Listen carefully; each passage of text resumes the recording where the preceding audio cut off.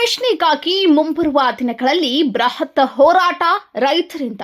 ಹೌದು, ಆಲಮಟ್ಟಿ ಲಾಲ್ ಬಹದ್ದೂರ್ ಶಾಸ್ತ್ರಿ ಜಲಾಶಯದ ನೀರಿನ ಮಟ್ಟ ಹೆಚ್ಚಿಸಲು ಒತ್ತಾಯಿಸುವ ಹೋರಾಟ ಸಮಿತಿ ಬಸವನ ಬಾಗೇವಾಡಿ ತಾಲೂಕಿನ ಹೂವಿನ ಹಿಪ್ಪರಗಿ ಗ್ರಾಮದಲ್ಲಿ ಮಲ್ಲಿಕಾರ್ಜುನ ದೇವಸ್ಥಾನದಲ್ಲಿ ರೈತ ಮುಖಂಡರಾದಂತಹ ಅರವಿಂದ್ ಕುಲಕರ್ಣಿ ಅವರ ನೇತೃತ್ವದಲ್ಲಿ ಪತ್ರಿಕಾಗೋಷ್ಠಿಯನ್ನ ನಡೆಸಲಾಯಿತು. ಇದೇ ಸಮಯದಲ್ಲಿ ಮಾತನಾಡಿದ ಅರವಿಂದ್ ಕುಲಕರ್ಣಿ ಅವರ ಆಲಮಟ್ಟಿ ಜಲಾಶಯವನ್ನ ನೀರಿನ ಮಟ್ಟವನ್ನ 524ಕ್ಕೆ ಹೆಚ್ಚಿಸಬೇಕು ಅಂತ ಹೇಳಿದರು. ಈ ಯೋಜನೆಗೆ ಅನುದಾನವನ್ನ ಕೇಂದ್ರ ಹಾಗೂ ರಾಜ್ಯ ಸರ್ಕಾರ ಬಿಡುಗಡೆ ಮಾಡಬೇಕು ಎಂದು ಹೇಳಿದರು ಮತ್ತು ಬೇಗ ಮಾಡಬೇಕು, ಇಲ್ಲದಿದ್ದರೆ ಮುಂಬರುವ 30/6/2025 ಬೆಳಗ್ಗೆ 10:30ಕ್ಕೆ ನಿಡಗುಂದಿ ಬಸ್ ನಿಲ್ದಾಣದ ಎದುರಿಗೆ ಬೂದಿಹಾಳಕ್ಕೆ ಹೋಗುವ ಮುಖ್ಯ ದ್ವಾರದಲ್ಲಿ ಕೃಷ್ಣೆಗಾಗಿ ಬೃಹತ್ ಹೋರಾಟಕ್ಕೆ ಅನೇಕ ಮಠಾಧೀಶರು, ರೈತ ಸಂಘಟನೆಗಳು ಮತ್ತು ಹಲವಾರು ಸಂಘಟನೆಗಳು ಬೆಂಬಲ ನೀಡಿದ್ದಾರೆ ಎಂದು ಹೇಳಿದರು. ಇದೇ ಸಮಯದಲ್ಲಿ ಹನುಮಂತರಾಯ ಗುನಕಿ, ಮಲ್ಲಿಕಾರ್ಜುನ ಗುಂಡಣ್ಣವರ್, ಬಸವಣ್ಣ ಹಾದಿಮನಿ, ಚೋಳಪ್ಪ ಜಮಖಂಡಿ, ಸುಜಾತ ಬಂಡಿವಟರ್, ಗುರುಬಸಮ್ಮ ಡವಳಗಿ, ಶಾರದಾ ಕಾಳನ್ನವರ ಅನೇಕ ರೈತ ಮುಖಂಡರು ಉಪಸ್ಥಿತರಿದ್ದರು. ನ್ಯೂಸ್ ರಿಪೋರ್ಟ್ ಮೆಹಬೂಬ್ ಗೊಂತ್ಕಲ್, ಸಮೃದ್ಧ ಕರ್ನಾಟಕ ನ್ಯೂಸ್, ವಿಜಯಪುರ. ಹಾಳಾದಂಥವ್ರು ನಾವು, ನಮಗೆ ಸಕಾಲಕ್ಕೆ ನೀರು ಕೊಡ್ರಿ, ನಮ್ಮ ಕೃಷಿಗೆ ನೀರು ಬೇಕು ಅಂತ ಕೇಳಿದರೆ ನಮಗೆ ನೀರು ಕೊಡದೇನೆ ಹಂತಗಳ ನೆಪ ಹೇಳುವ ಮೂಲಕ ಇಡೀ ನಮ್ಮ ರೈತ ಕುಲವನ್ನೇ ನಾಶ ಮಾಡಲಿಕ್ಕೆ ಹೊರಟಿದೆ ಸರ್ಕಾರ.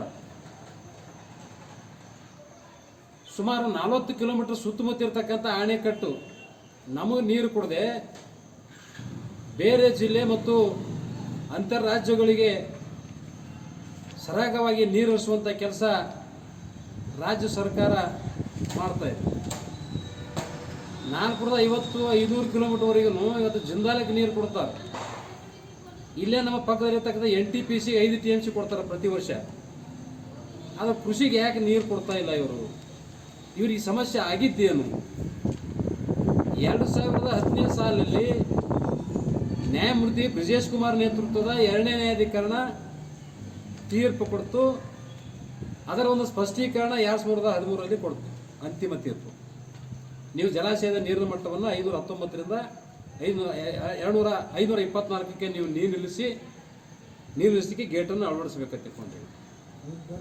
ಡ್ಯಾಮ್ ಎತ್ತರಿಸುವಂಗಿಲ್ಲ. ಡ್ಯಾಮ್ ಈಗಾಗಲೇ ಎಷ್ಟು ಕಟ್ಟಬೇಕಾಗಿದೆ 524 ನೀರು ನಿಲ್ಲಿಸೋಕ್ಕೆ ಅಷ್ಟು ಆಲ್ರೆಡಿ ಕಟ್ಟಿದ್ದಾಗ್ಯಾವ. ಕೇವಲ ಈಗ ಗೇಟನ್ನು ವೆಲ್ಡಿಂಗ್ ಮಾಡಿದ್ರೆ ಸಾಕು 524 ನೀರು ಇರ್ತದೆ. ಇಷ್ಟು ಮಾಡಲಿಕ್ಕೆ ಯಾವ ಸರ್ಕಾರಗಳು ಸಿದ್ಧರಿಲ್ಲ. ಈಗ ತೀರ್ಪಾಗಿ 15 ವರ್ಷ ಆಯ್ತು. ಈಗ ಇನ್ನು ಕೇವಲ 25 ವರ್ಷದಾಗ ಅದು ಟೈಮ್ ಮಾಡಿ ಮುಗಿದು ಹೋಗ್ತದೆ. ನ್ಯಾಯಾಧಿಕರಣ ಅವಾಗ ಹೇಳ್ಯಾರ 2050ರೊಳಗಾಗಿ ನೀವು ನಿಮ್ಮ 173 TMC ನೀರನ್ನು ಬಳಕೆ ಮಾಡ್ಕೋರಿ ತಿಳ್ಕೊಂಡು.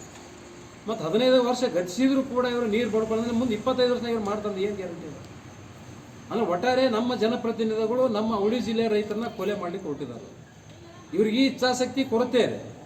ಕೇವಲ ರಾಜಕಾರಣ ಬೇಕು, ಚುನಾವಣೆ ಸಂದರ್ಭದಲ್ಲಿ ರೈತರ ಬೇಕು, ರೈತರ ಮತ ಬೇಕು ಹೊರತಾಗಿ ರೈತ ಕುಲವನ್ನು ಉಳಿಸ್ಬೇಕಂತಕ್ಕಂಥ ಕಿಂಚಿತ್ತು ಕಳಕಳಿ ಇವರಿಗಿಲ್ಲ. ಅದಕ್ಕೆ ನಾವು ಇವತ್ತು ಅವರಿಗೆ ಬುದ್ಧಿ ಕಲಿಸ್ಬೇಕಂತೇಳಿ ಶತಾಯಗತಾಯ ನಾವು ಹೋರಾಟ ಮಾಡಿ ಸರ್ಕಾರವನ್ನು ಕಣ್ಣು ತೆಗೆಸಿ ಏನು ನ್ಯಾಯಾಧಿಕರಣ ತೀರ್ಪಿನ ಅನ್ವಯ ಜಲಾಶಯದ ನೀರಿನ ಮಟ್ಟವನ್ನು 524.256ಕ್ಕೆ ನಿಲ್ಲಿಸಿ ಸಮಗ್ರ ನೀರಾವರಿ ಮಾಡಿರತಕ್ಕಂಥದ್ದು ನಮ್ಮದು ಒತ್ತಾಯ.